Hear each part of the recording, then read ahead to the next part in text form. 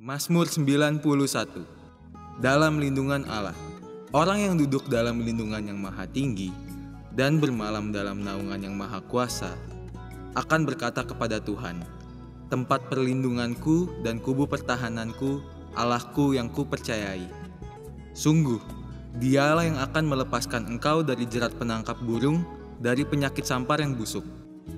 Dengan kepaknya Ia akan menudungi engkau. Di bawah sayapnya engkau akan berlindung. Kesetiaannya ialah perisai dan pagar tembok. Engkau tak usah takut terhadap kedahsyatan malam, terhadap panah yang terbang di waktu siang, terhadap penyakit sampar yang berjalan di dalam gelap, terhadap penyakit menular yang mengamuk di waktu petang. Walau 1.000 orang rebah di sisimu dan 10.000 orang rebah di sebelah kananmu, tetapi itu tidak akan menimpamu. Engkau hanya menontonnya dengan matamu sendiri dan melihat pembalasan terhadap orang-orang fasik. Sebab Tuhan ialah tempat perlindunganmu, yang maha tinggi telah kau buat tempat perteduhanmu. Malapetaka tidak akan menimpa kamu, dan tulah tidak akan mendekat kepada kemahmu. Sebab malaikat-malaikatnya akan diperintahkannya kepadamu, untuk menjaga engkau di segala jalanmu. Mereka akan menatang engkau di atas tangannya, supaya kakimu jangan terantuk kepada batu. Singa dan ular tedung akan kau langkahi. Engkau akan menginjak anak singa dan ular naga. Sungguh, hatinya melekat kepadaku, maka aku akan meluputkannya. Aku akan membentenginya sebab ia mengenal namaku. Bila ia berseru kepadaku, aku akan menjawab. Aku akan menyertai dia dalam kesesakan. Aku akan meluputkannya dan memuliakannya. Dengan panjang umur akan kukenyangkan dia, dan akan kuperlihatkan kepadanya keselamatan daripadaku. Amin.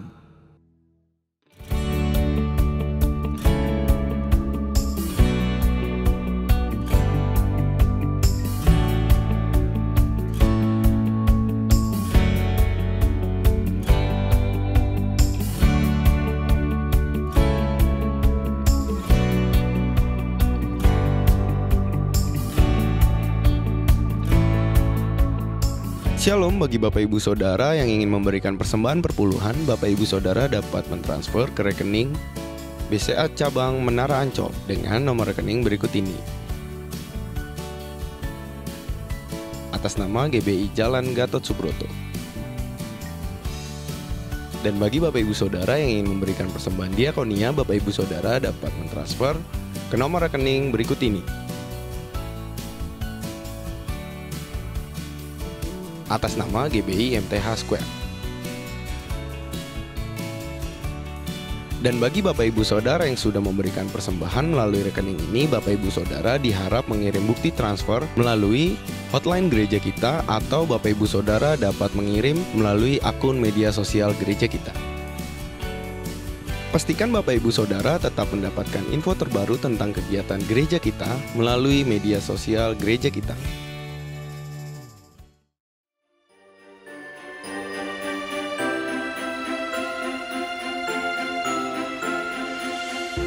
Christmas is coming. Christmas Celebrate gereja kita akan diadakan pada tanggal 20 Desember 2020. Acara ini akan ditayangkan melalui channel YouTube gereja kita, yaitu GBI MT Haryono Square. Acara ini hanya dilakukan satu kali saja, yaitu pada pukul 8 pagi. Setelah acara ini akan dilanjutkan dengan Christmas Fellowship pada pukul 9 pagi melalui Zoom meeting gereja kita, yang linknya akan kami tampilkan di deskripsi. Bagi Bapak Ibu Saudara sekalian yang rindu menabur untuk acara ini, dapat mentransfer ke nomor rekening berikut ini. Amsal 23 ayat 18.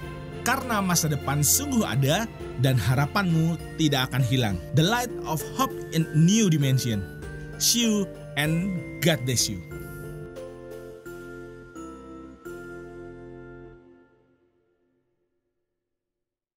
Shalom Bapak Ibu sekalian, selamat memasuki bulan Desember, bulan terakhir di tahun 2020.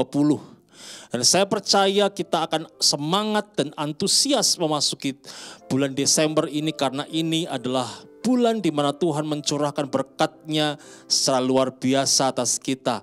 Dan bulan ini saya percaya Tuhan menggenapkan kepada kita semua setiap janji Tuhan yang Tuhan berikan kepada kita sepanjang tahun 2020 ini. Nah, Bapak Ibu sekalian, hari ini kita akan kembali beribadah secara online dan saya ingatkan kepada kita semua bahwa pukul 11 nanti hari ini kita akan adakan virtual fellowship Bapak Ibu sekalian melalui Zoom dan link Zoom-nya akan Bapak temukan di kotak deskripsi di bawah ini.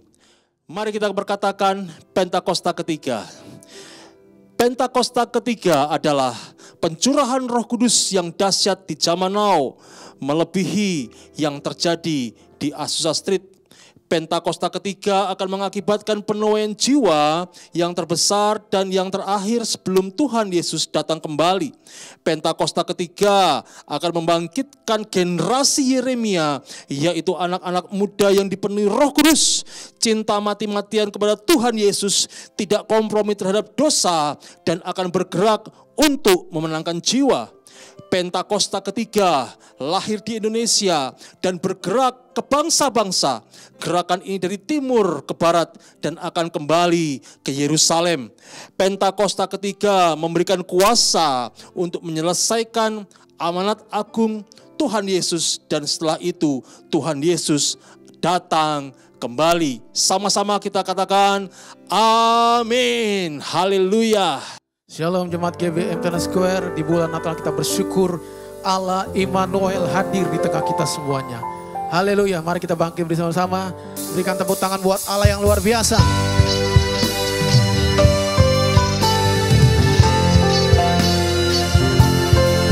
Dari dulu dan berdua meninggikan Allah yang luar biasa.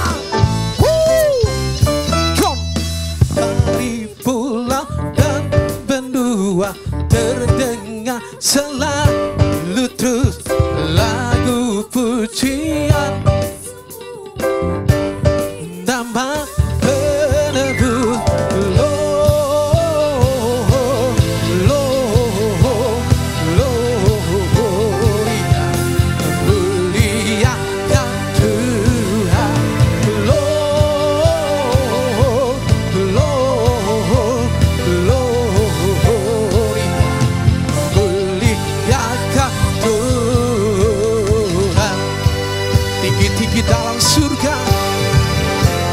Tuhan bersama singer, berikan suaramu. Come on.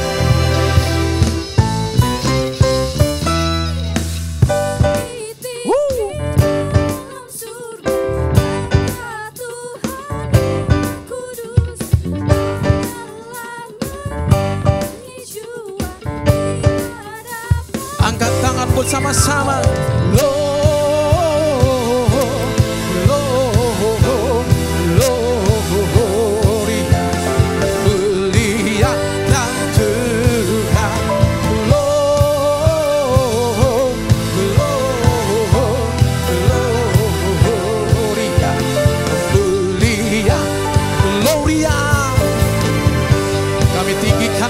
Yesus bersama alam semesta, muliakan Tuhan.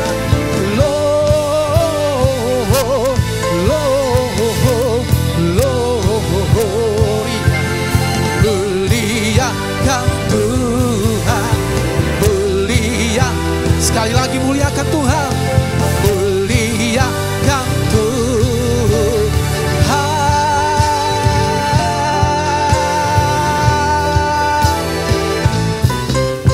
Ditinggikan.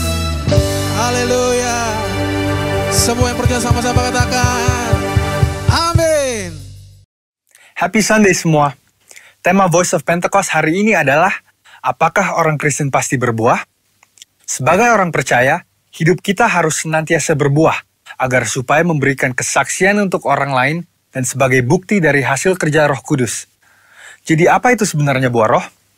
Galatia 5 ayat 22-23 berkata, tetapi buah roh ialah kasih, sukacita, damai sejahtera, kesabaran, kemurahan, kebaikan, kesetiaan, kelemah lembutan, penguasaan diri. Tidak ada hukum yang menentang hal-hal itu. Kalau kita lihat secara biologi, buah adalah sesuatu yang dihasilkan oleh sebuah pohon sebagai bagian dari proses pertumbuhannya. Buah yang dihasilkan oleh sebuah pohon ditujukan untuk menyebarkan benih, dan proses tersebut bisa melalui berbagai macam cara.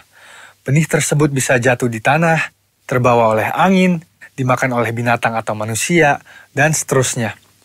Demikian juga dengan kehidupan orang Kristen. Hidup kita beberapa kali digambarkan seperti sebuah pohon. Kita ditanam, bertumbuh, lalu menghasilkan buah. Dalam konteks kekristenan, buah roh adalah sesuatu yang keluar dari kehidupan orang percaya setelah bertumbuh dalam Kristus. Dan pada akhirnya, buah tersebut ditujukan untuk menyebarkan benih firman Tuhan kepada semua orang.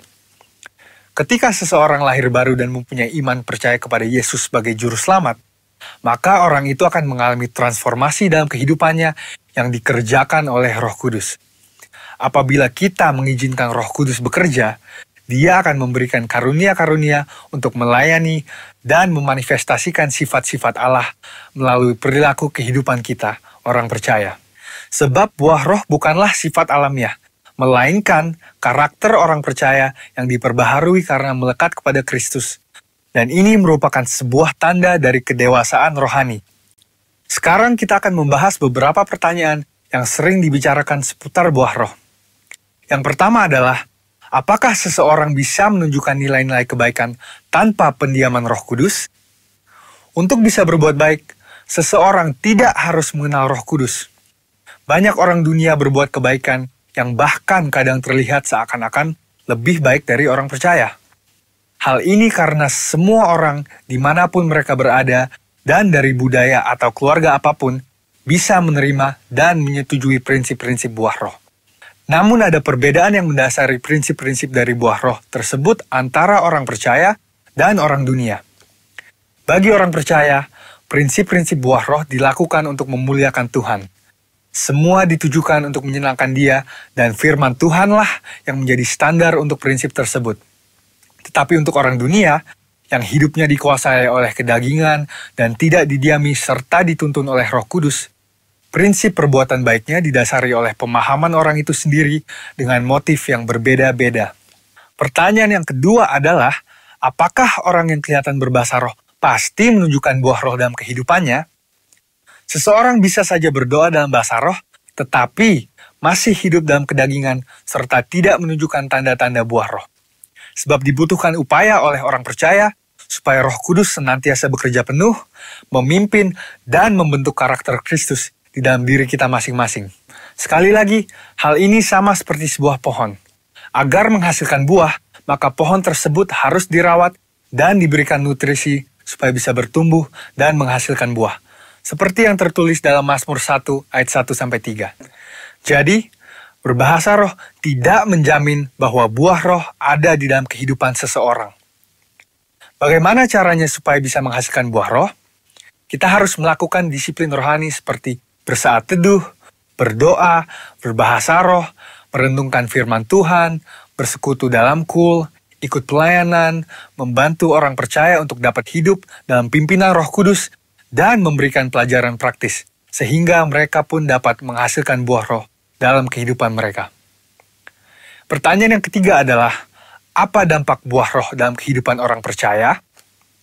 Sama seperti buah yang berasal dari pohon tidak dimakan dan dinikmati oleh pohonnya sendiri, demikian juga halnya dengan buah roh. Buah roh yang dihasilkan oleh orang percaya ditujukan untuk membuat dampak kepada orang lain di sekitarnya. Rasul Paulus mengatakan bahwa orang yang menghasilkan buah adalah orang yang hidup sebagai anak-anak terang. Orang percaya yang menghasilkan buah roh pasti akan berdampak kepada orang lain di sekitarnya. Orang percaya dipanggil dan ditetapkan oleh Tuhan untuk menjadi terang yang dapat dilihat oleh orang lain. Jadi, tujuan akhir dari buah roh adalah supaya lebih banyak orang datang mengenal Tuhan Yesus akibat kesaksian hidup kita.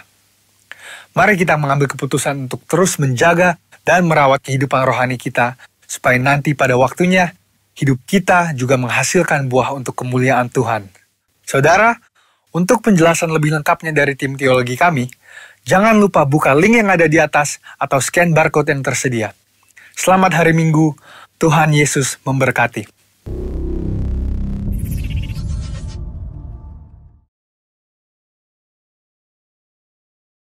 Mari kita siapkan hati kita untuk menyembah Tuhan. Di bulan Natal ini kita bersyukur. Mari kita ingat kebaikan Tuhan. Dia sudah lahir di kandang domba yang terhina. Untuk menyatakan kasih-Nya buat kita. Selamanya Dia baik. Terima kasih Tuhan. Mari kita renungkan kebaikan Dia. Mari berdoa. Sementara musik mengalun. Hiraralabaka. Urabaka. Yesus. Urabakaralabana.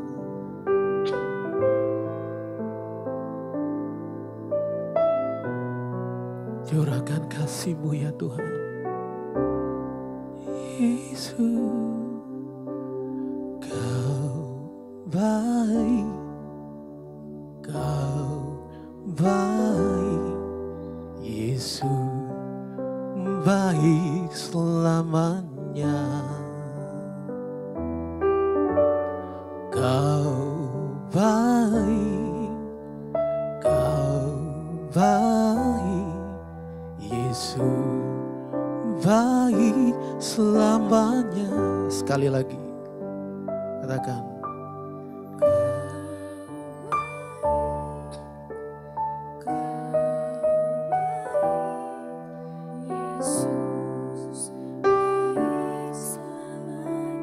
Kau baik ya Tuhan.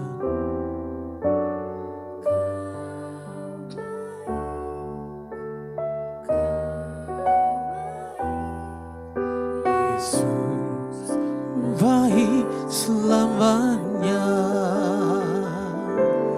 Ku memuji-Mu, ku menyembah-Mu selamanya. Kau baik Tuhan. Ku memuji-Mu, ku menyembah-Mu selamanya. Kau baik Tuhan. Ku memuji-Mu.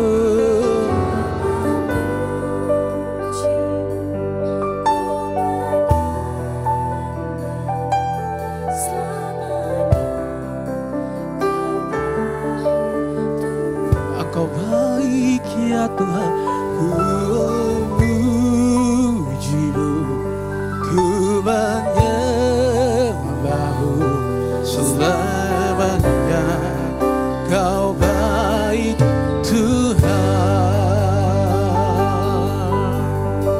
Mari jemaat Tuhan bersama singkat katakan Kau baik.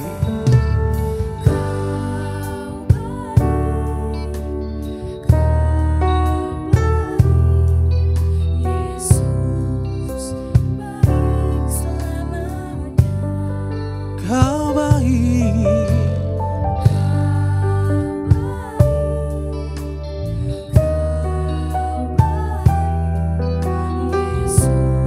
Semua yang merasakan kebaikan Tuhan, angkat tanganmu. Ku memuji-Mu.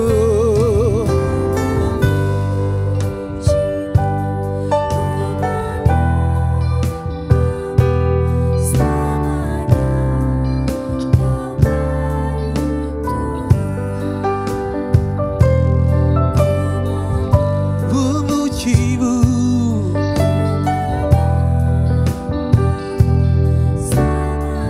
Mari terus dengan segenap hati. Ku memuji-Mu Tuhan. Ku memuji-Mu.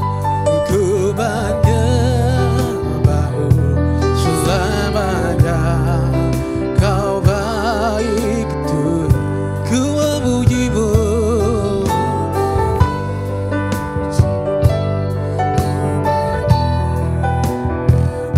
Selamanya.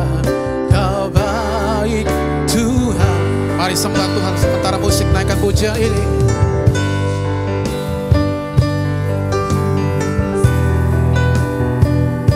Tuhan Engkau baik. Meskipun kami merayakan Natal, Di tengah pandemi ini Tuhan, Engkau baik selamanya. Kami naikkan pujian, sembah kami.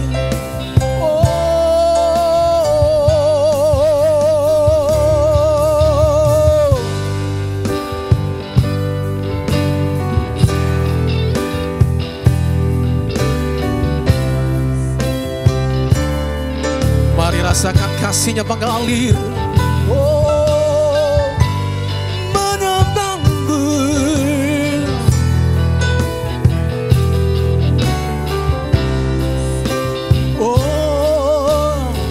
Boleh berikan tepuk tangan buat Allah yang luar biasa. Ku memuji-Mu, ku menyembah-Mu selamanya. Kau baik Tuhan, ku memuji-Mu Tuhan.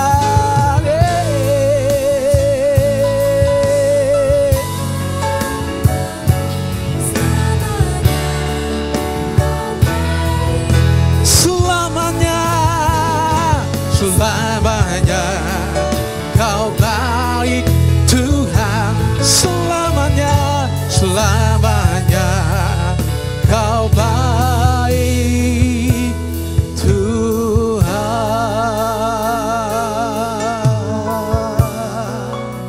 Mari sambadia.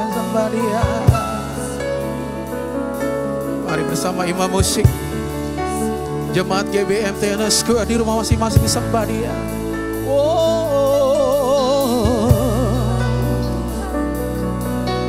There is none like You, Lord.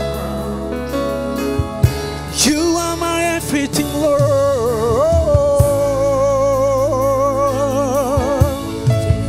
Dina sandana.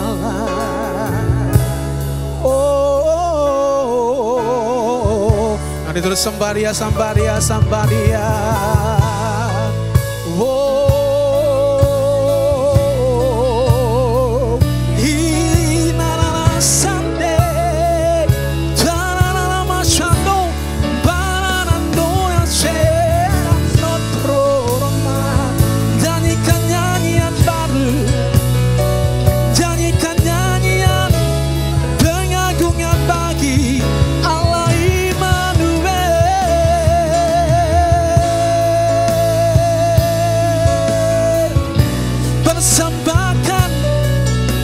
Persembahan terbaik bagi Raja segala raja.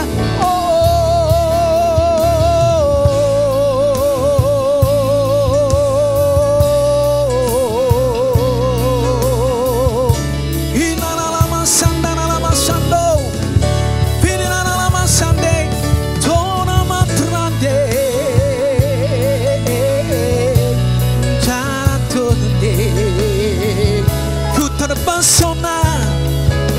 terpesonakan kasih-Mu Tuhan.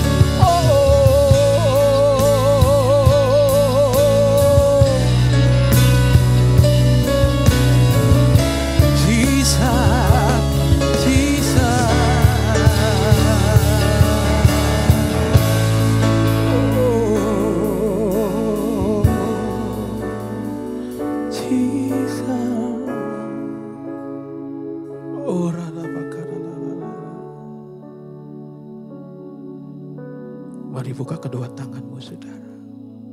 Rasakan kasih Allah yang mengalir.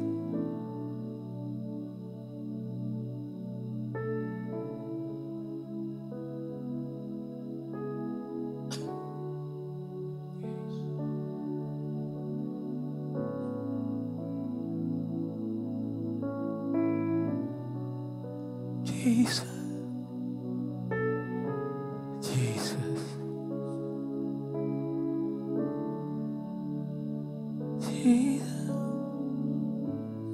Sembah dan puji Dia, sembah dan puji Dia, sembah dan puji Dia, sangat Bersama singer katakan.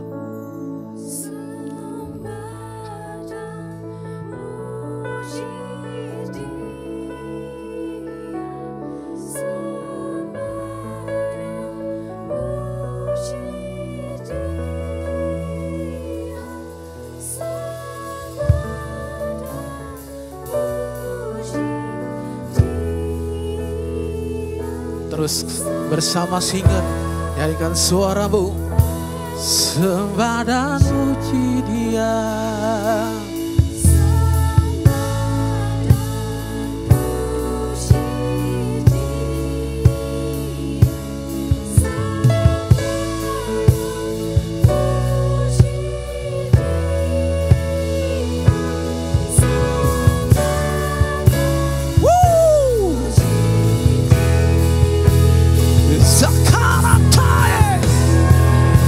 Sembah dan puji Yesus.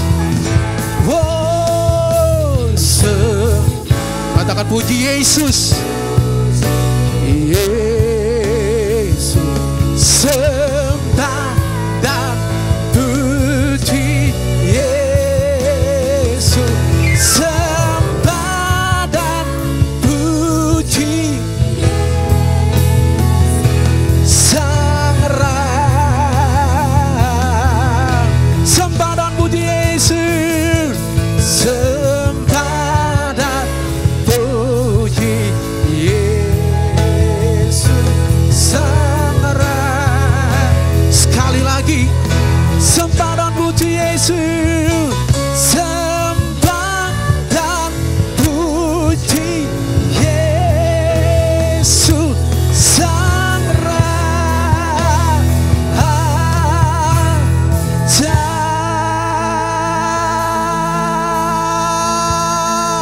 Berikan kemuliaan bagi Raja segala Raja. Dalam nama Yesus, segala kemuliaan bagi namamu. Haleluya. Amin. Shalom Bapak Ibu sekalian, apa kabar? Saya percaya kita semua hari-hari ini sangat berantusias. Amin. Kita sudah ada di bulan terakhir tahun 2020, di bulan Desember. Bapak Ibu sekalian, saya percaya Tuhan memberkati kita selama tahun 2020. Amin. Saya percaya pertolongan Tuhan nyata atas kita selama tahun 2020. Saya percaya setiap janji Tuhan atas hidup kita telah digenapi Tuhan di tahun dimensi yang baru ini. Mari Bapak Ibu sekalian, masih ada 1 bulan ke belakang. Mari kita sungguh-sungguh sama Tuhan, supaya semua apa yang Tuhan rancangkan, setiap Tuhan janjikan kepada kita di tahun dimensi yang baru, Tuhan genapkan sempurna. Tuhan genapkan berlimpah-limpah atas hidup kita. Amin. Nah Bapak Ibu sekalian, di bulan Desember ini saya sedikit ingin menyampaikan tentang kelahiran Tuhan, di mana hari-hari ini kita semua sedang sibuk, kita semua sedang mempersiapkan acara Natal. Bapak Ibu sekalian, saya percaya kita semua bersuka cita. Kita bersuka cita karena kita memperingati datangnya seorang bayi. Dan kita semua tahu dia bukan bayi sembarangan. Dia adalah Raja dan dia adalah Tuhan kita. Amin. Dia adalah anak yang telah dinubuatkan oleh para nabi beratusan tahun sebelumnya, sebelum peristiwa itu terjadi. Bahkan Nabi Yesaya dalam Yesaya 9 ayat 5 dan 6 mengatakan, sebab seorang anak telah lahir untuk kita, seorang putra telah diberikan untuk kita. Lambang pemerintahan ada di atas bahunya, dan namanya disebut orang Penasehat Ajaib, Allah yang perkasa, Bapa yang kekal, Raja damai. Besar kekuasaannya dan damai sejahtera tidak berkesudahan di atas tahta Daud dan dalam kerajaannya. Karena ia mendasarkan dan mengokohkannya dengan keadilan dan kebenaran. Dan sekarang, dari sekarang sampai selama-lamanya. Bapak Ibu sekalian, bayi yang datang 2000 tahun yang lalu Yang kita kenal, dia adalah Yesus. Dia bukan bayi sembarangan. Tetapi dia adalah, dikatakan di sini, dia adalah penasehat ajaib. Dia adalah Allah yang perkasa, Bapa yang kekal.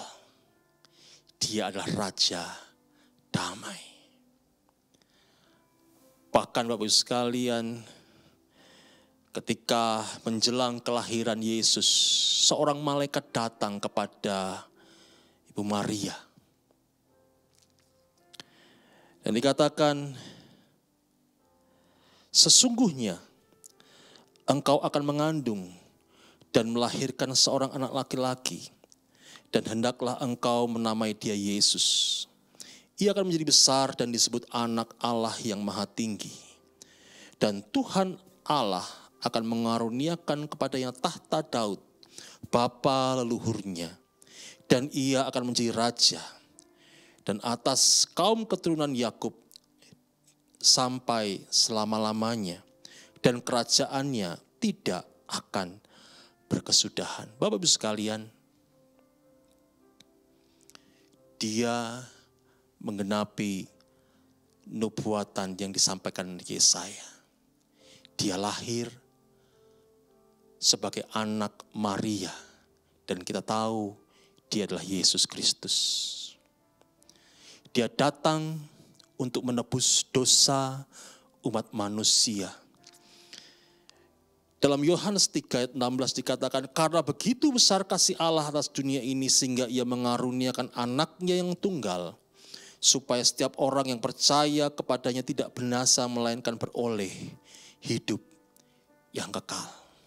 Dia datang dari surga. Karena kasih Tuhan, supaya setiap orang yang percaya kepadanya tidak binasa, tetapi beroleh hidup yang kekal. Amin. Dia adalah Mesias, dia adalah juru selamat. Dia datang dan dia mengorbankan dirinya, mati di kayu salib untuk menyelamatkan setiap orang yang percaya kepada dia. Amin. Nah Bapak Ibu sekalian, namun firman Tuhan yang kita baca tadi, nubuatan Yesaya dan apa yang dikatakan malaikat, belum semua tergenapi. Dalam ayat yang ke-6 dikatakan, besar kekuasaan dan damai sejahtera tidak akan berkesudahan di atas tahta Daud di dalam kerajaannya, karena dia mendasarkan dan mengokohkannya dengan keadilan dan kebenaran dari sekarang sampai selama-lamanya. Bapak Ibu sekalian, ini bicara tentang kerajaan. Dan Bapak Ibu sekalian, kita tahu semua ini akan digenapi ketika dia datang yang kedua kali. Dia akan memerintah sebagai raja.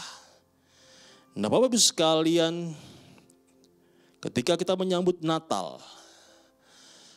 kita tidak hanya memperingati lahirnya seorang bayi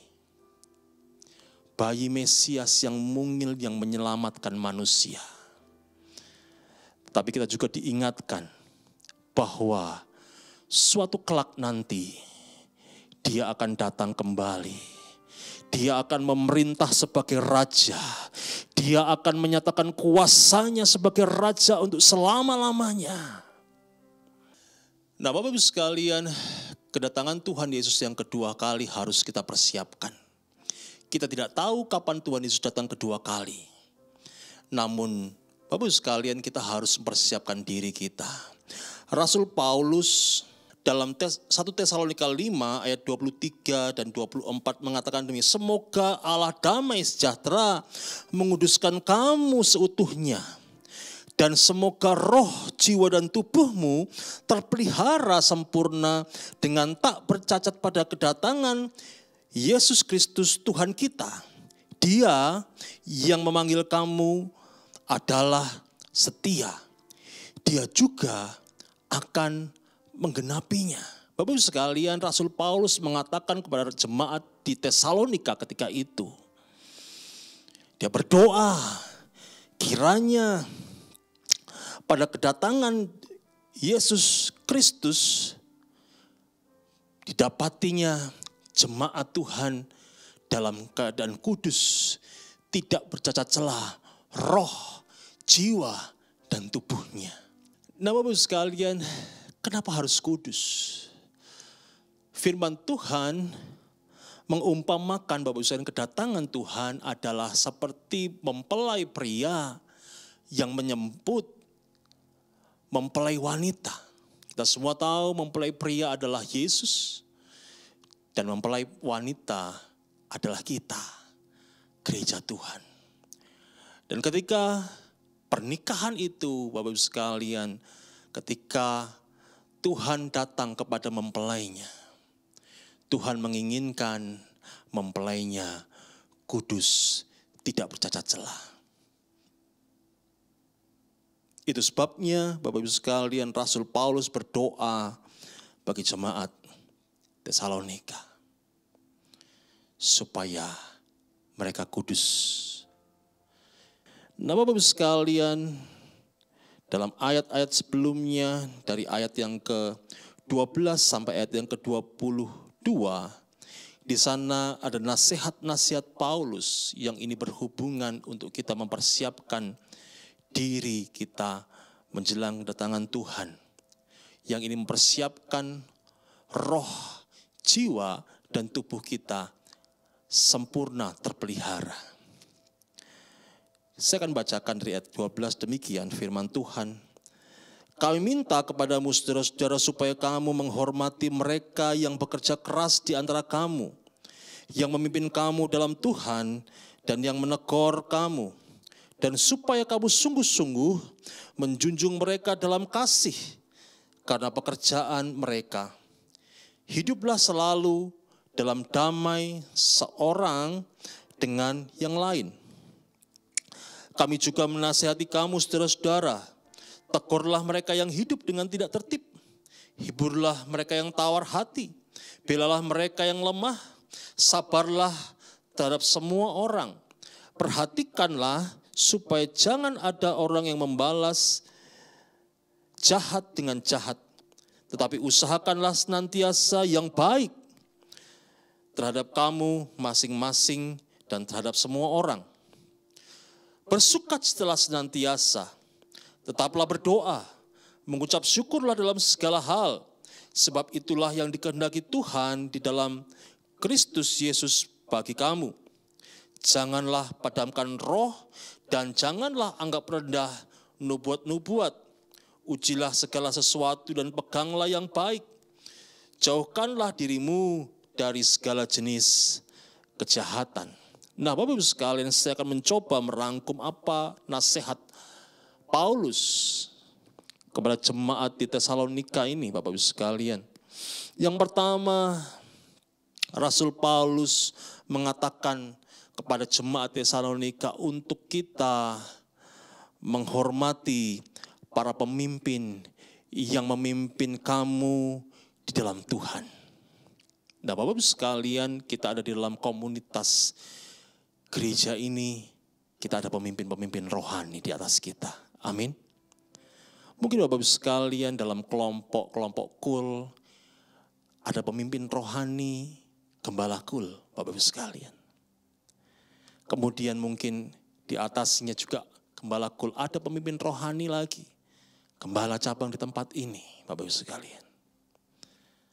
Dan kemudian di atasnya lagi pasti ada pemimpin, yaitu karayon dan seterusnya sampai gembala sidang kita.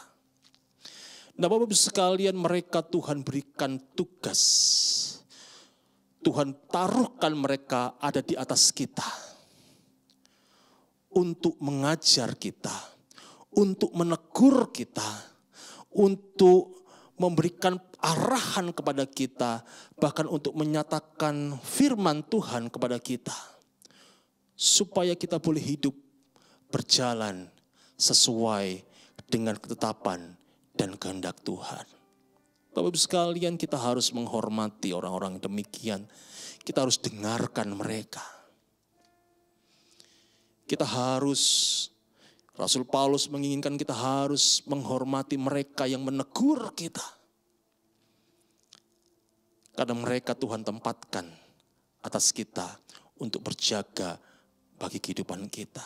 Amin. Bapak Ibu sekalian, saya diingatkan oleh kisah Musa, Bapak Ibu sekalian, ketika membawa bangsa Israel keluar dari Mesir, Bapak Ibu sekalian. Apa yang terjadi dalam perjalanan mereka? Seringkali bangsa Israel memberontak kepada Musa. Seringkali bangsa Israel bersungut-sungut kepada Musa. Seringkali bangsa Israel merasa lebih hebat daripada Musa. Dan Bapak Ibu sekalian tahu apa yang terjadi kemudian, Bapak Ibu sekalian. Maka Tuhan marah.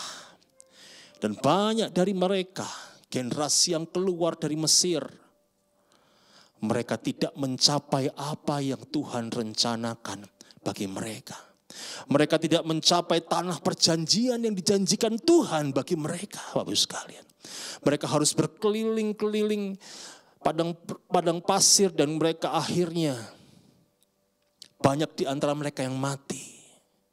Nah, Bapak Ibu sekalian, ketika kita berjalan mengiring Yesus, Tuhan menempatkan pemimpin di atas kita untuk menegur kita, untuk mengajar kita, untuk memimpin kita sampai semua yang Tuhan janjikan atas kita digenapkan. Amin. Sebab itu kita harus menghormati mereka. Nah, yang kedua, Bapak Ibu sekalian, dikatakan dalam ayat yang ke-14, kami juga menasihati kamu, saudara-saudara, tegurlah mereka yang hidup dengan tidak tertib. Hiburlah mereka yang tawar hati. Belalah mereka yang lemah. Sabarlah terhadap semua orang. Nah, Bapak Ibu sekalian, ini berbicara tentang kita saling menguatkan di dalam komunitas orang percaya. Kita menegur, kita menghibur, kita membela yang lemah dalam komunitas orang percaya. Nah, Bapak Ibu sekalian, sebagai orang percaya kita harus hidup di dalam komunitas. Sebagai orang percaya kita harus hidup di dalam komunitas orang percaya. Kita tidak dapat hidup sendiri, Bapak Ibu sekalian. Sering saya menyampaikan ilustrasi ketika kita hidup sendiri. Kita seperti binatang yang ada di luar kawanannya, sehingga akan mudah diserang oleh binatang-binatang buas, Bapak Ibu sekalian. Dan Bapak Ibu sekalian, di luar komunitas, Bapak Ibu sekalian, di sana banyak hal yang buruk, banyak hal yang bisa mempengaruhi kita. Firman Tuhan dalam 1 Korintus 15 dikatakan, jangan sesat, pergaulan yang buruk merusak kebiasaan yang baik, Bapak Ibu sekalian. Ketika kita bergaul dengan orang-orang yang tidak dalam komunitas di dalam Tuhan, seringkali itu mempengaruhi kita, mempengaruhi cara berpikir kita, mempengaruhi kebiasaan hidup kita. Sehingga kita menjadi terpengaruh oleh mereka. Namun kita semua, Bapak Ibu sekalian, harus ada dalam komunitas yang baik. Komunitas yang rohani, yang mengajar kepada kita apa yang sesuai dengan kehendak Tuhan. Untuk kita bisa melakukan kehendaknya Tuhan. Nah, Bapak Ibu sekalian, dalam tengah pandemi ini, Bapak Ibu sekalian, ini susah bagi kita. Ini sulit bagi kita. Namun Bapak Ibu sekalian, hari ini kita diingatkan kembali tentang hal ini. Dan hari-hari ini saya mau ingatkan, di dalam komunitas apa engkau bertumbuh hari-hari ini. Kita sedang mau menyambut kedatangan Tuhan. Namun biarlah hari-hari ini kembali kita semua saling menguatkan, saling mengingatkan, saling membangkitkan. Satu dengan yang lain, saling menghiburkan, Bapak Ibu sekalian, sehingga kita bisa bertumbuh dalam iman, sehingga kita bisa berubah dari cara pikir yang salah dan terus bertumbuh ke arah Kristus. Amin. Bapak Ibu sekalian, mungkin kita sangat terbatas melakukannya, namun gereja Tuhan menyediakan banyak kesempatan untuk kita bersekutu. melalui Zoom meeting, melalui doa, menara doa, rumah doa, melalui call secara online. Bapak Ibu sekalian bisa melakukan semuanya itu untuk kita tetap teguh dalam persekutuan, Bapak Ibu sekalian. Mari kita lakukan, Bapak Ibu sekalian. Kesempatan telah diberikan. Yang ketiga, Bapak Ibu sekalian, Rasul Paulus mengingatkan, menasehati untuk dikatakan ayat 15, jangan membalas kejahatan dengan kejahatan, tapi usahakan selalu yang baik. Nah, Bapak Ibu sekalian, kondisi yang dialami jemaat di Tesalonika ketika itu adalah mungkin mirip-mirip dengan kondisi saat ini. Mereka sedang ada kesusahan. Mereka sedang ada aniaya, mereka sedang mengalami penganiayaan, dan mereka sedang mengalami kesusahan yang besar, Bapak Ibu sekalian. Nah, Bapak Ibu sekalian, Rasul Paulus mengingatkan kepada jemaat di Tesalonika untuk jangan membalas kejahatan. Ayat 15 dikatakan ini, perhatikanlah supaya jangan ada orang yang membalas jahat dengan jahat, tetapi usahakan senantiasa yang baik terhadap kamu masing-masing dan terhadap semua orang. Bapak Ibu sekalian, Rasul Paulus mengingatkan ketika kita ada dalam kesusahan, ketika kita dalam aniaya, ketika orang berlaku jahat kepada kita, kita tetap memancarkan terang Tuhan. Kita tetap berbuat baik terhadap kita di dalam Tuhan dan terhadap semua orang. Supaya terang Tuhan memancar, Bapak Ibu sekalian. Supaya kebaikan Tuhan terlihat, Bapak Ibu sekalian, dalam kegelapan. Supaya banyak orang yang datang kepada Tuhan hari-hari ini. Ingatkah Bapak Ibu sekalian bahwa hari-hari ini Tuhan berpesan kepada kita bahwa ini adalah penuaian yang terbesar dan yang terakhir. Biar ketika kita memancarkan terang Tuhan, banyak orang datang kepada Tuhan. Banyak orang melihat kemuliaan Tuhan melalui kehidupan saudara dan saya dan gereja Tuhan. Amin. Nah, Bapak Ibu sekalian, yang keempat, Bapak Ibu sekalian, dikatakan ayat yang ke-16 sampai ke-18, Paulus mengingatkan, bersukacitalah senantiasa, tetaplah berdoa dan mengucap syukur dalam segala hal. Sebab itulah yang dikehendaki Allah dalam Kristus Yesus bagi kamu.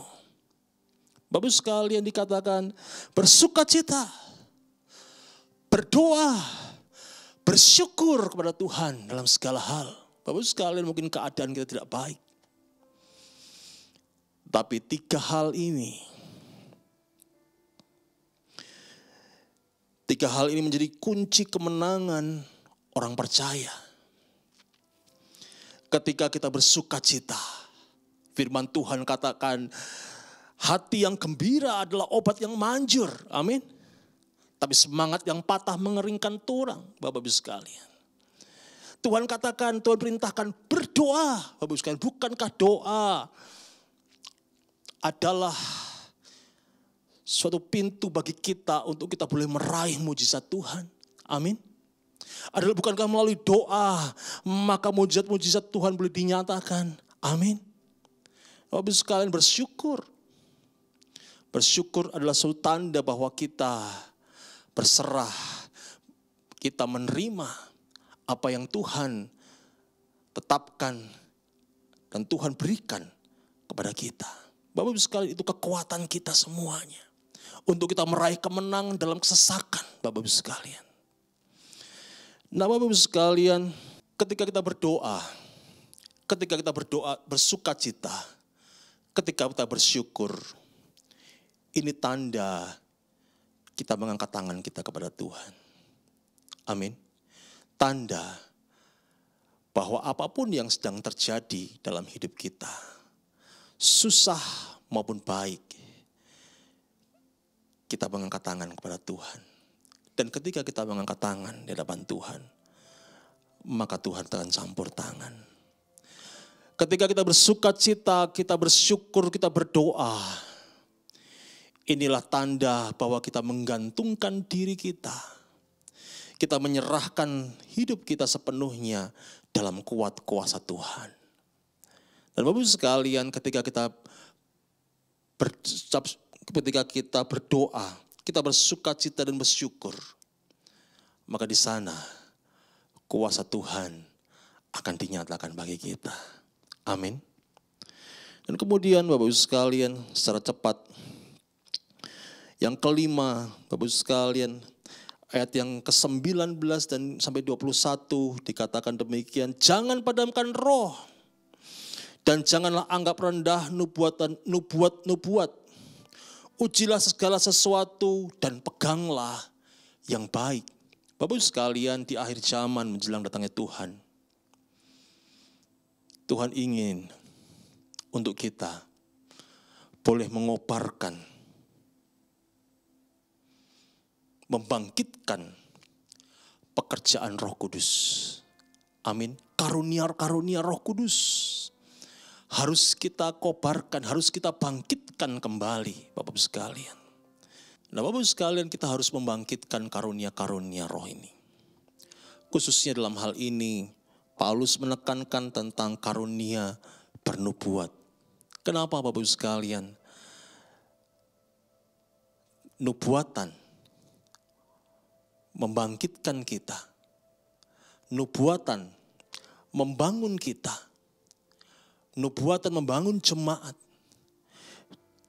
Sampai kita mengerti, membuat kita mengerti apa yang menjadi kehendaknya, Bapak Ibu sekalian. Tapi diingatkan oleh Rasul Paulus untuk kita menguji segala sesuatu dan memegang apa yang baik.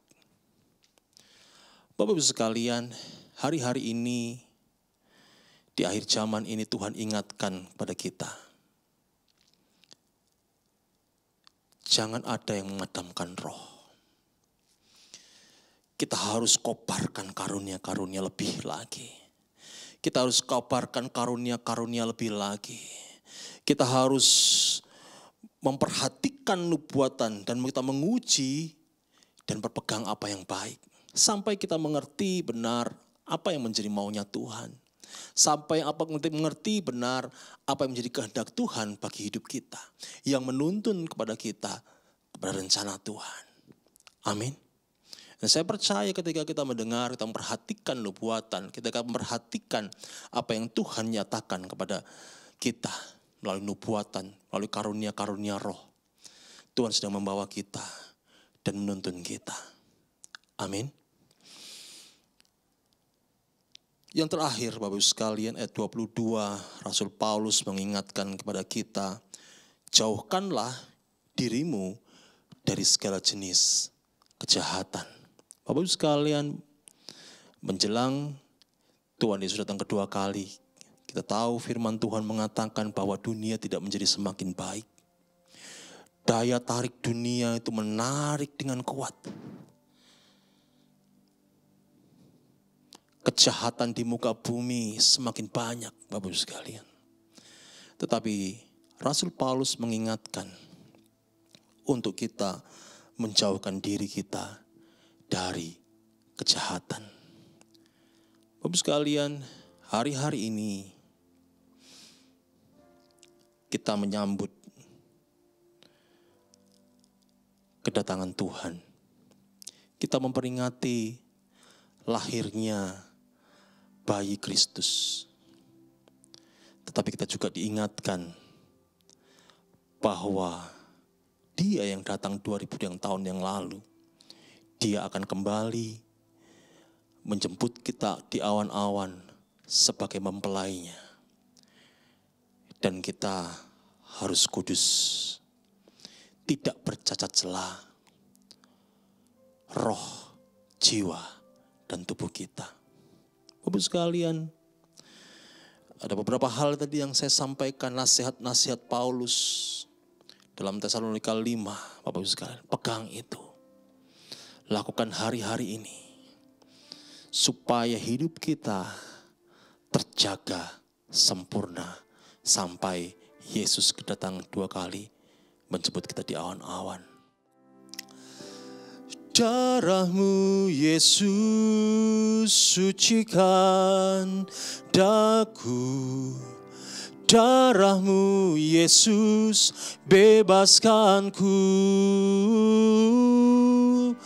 Darah-Mu Yesus ubahkan daku. Ku dijadikan baru. Sekali lagi katakan darah-Mu. Darah-Mu Yesus sucikan daku. Darah-Mu Yesus bebaskanku. Darah-Mu Yesus ubahkan daku. Ku dijadikan baru. Ku dijadikan baru. Ku dijadikan baru. Haleluya. Melalui perjamuan kudus ini kita akan mengingat segala kebaikan Tuhan, perbuatan Tuhan yang Tuhan lakukan bagi kita. Perjamuan kudus adalah satu sakramen, adalah sesuatu yang suci yang datang dari Tuhan.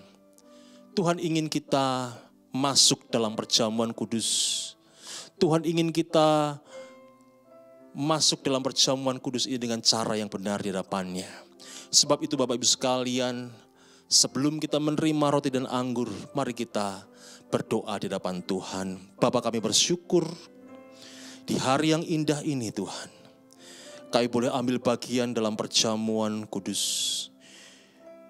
Di bulan terakhir tahun 2020 ini Tuhan. Kami bersyukur Engkau Allah yang baik, penyertaan-Mu sempurna atas kami. Dan kalau hari ini kembali kami mengingat kebaikan Tuhan melalui perjamuan kudus, Tuhan layakkan kami, Tuhan kuduskan kami menerima tubuh dan darah-Mu, sehingga ini boleh menjadi berkat dalam kehidupan kami. Boleh menyatakan kuasa-Mu dalam kehidupan kami. Terima kasih Tuhan, sekali lagi kuduskan kami Tuhan menerima roti dan anggur perjamuan kudus ini di dalam nama Tuhan Yesus Kristus. Haleluya. Amin. Mari kita angkat roti di tangan kanan kita.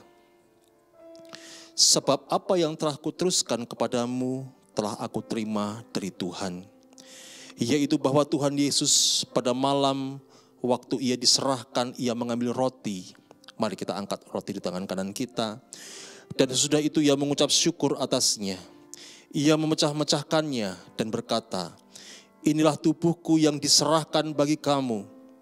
Perbuatlah ini menjadi peringatan akan aku. Jemaat, bukankah roti yang kita pecah-pecahkan ini adalah persekutuan kita dengan tubuh Kristus? Mari kita makan di dalam nama Yesus.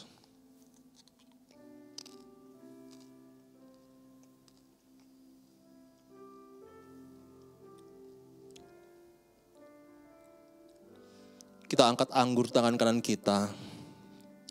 Demikian pula ia mengambil cawan sesudah makan, lalu berkata, cawan ini adalah perjanjian baru yang dimeteraikan oleh darahku. Perbuatlah ini setiap kali kamu minumnya, menjadi peringatan akan aku. Jemaat, bukankah cawan pengucapan syukur yang atasnya kita ucapkan syukur ini adalah persekutuan kita dengan darah Yesus? Mari kita minum di dalam nama Yesus.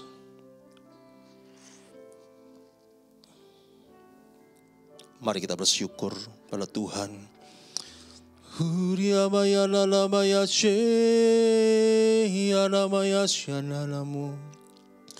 Terima kasih Tuhan. Terima kasih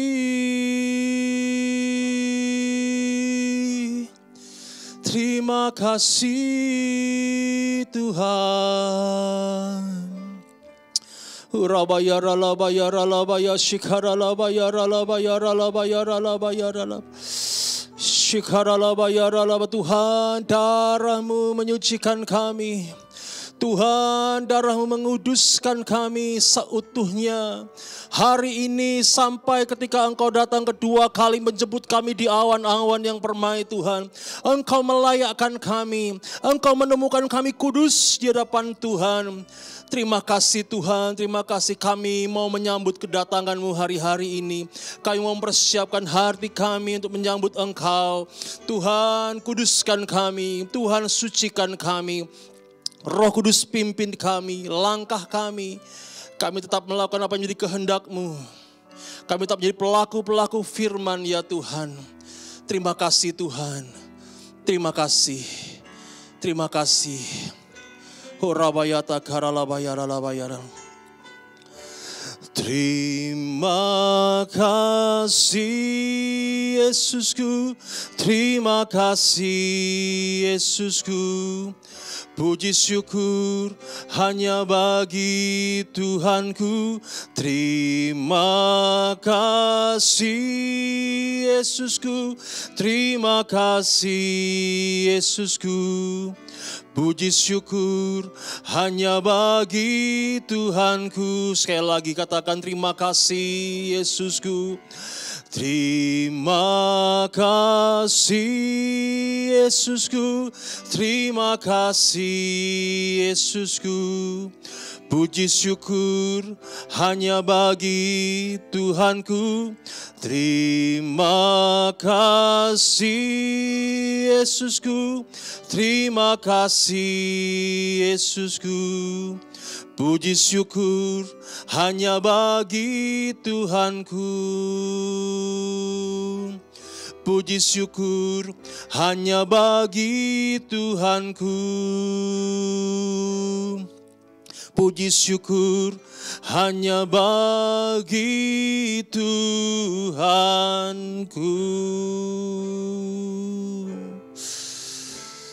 Terima kasih Tuhan. Biar Engkau memberkati kami semua. Dalam waktu-waktu ke depan penyertaan Tuhan menyertai kami. Hidup kami terjaga kudus dan tidak bercacat celah menjelang kedatangan-Mu yang kedua kali.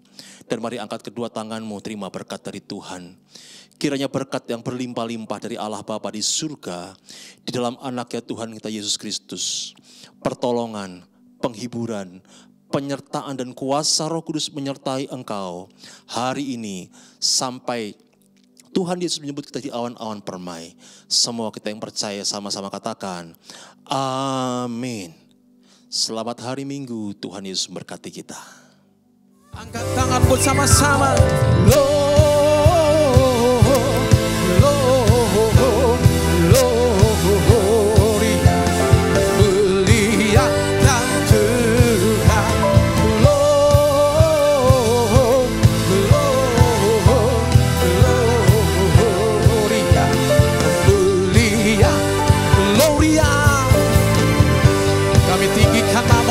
Yesus bersama alam semesta, muliakan Tuhan.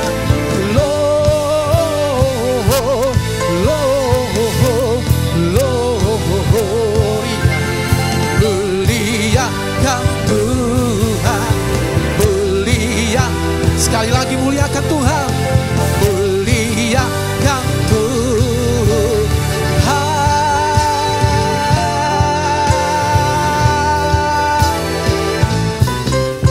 Ditinggikan